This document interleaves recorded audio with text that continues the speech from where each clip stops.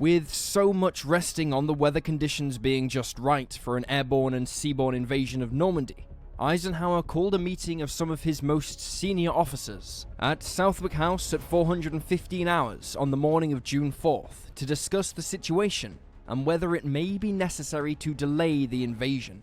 Ultimately, the decision on whether or not to launch the invasion on June 5th rested solely on his shoulders, but he would be making that decision based on the predictions of a lanky RAF officer by the name of Group Captain James Stagg.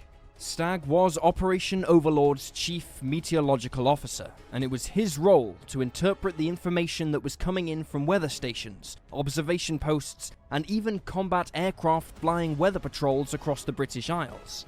And it was not good news.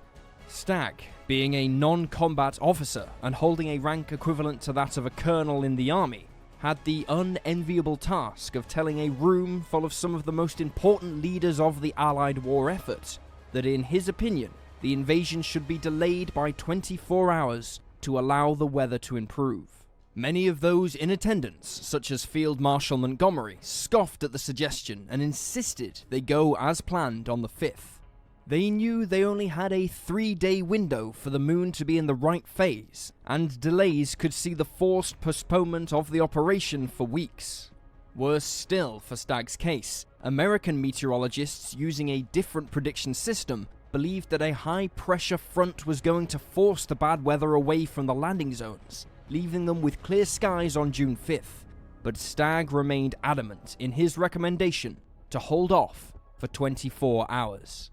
After listening to Stagg's case, Eisenhower reluctantly agreed, and he gave the order that the invasion was to be postponed until June 6th.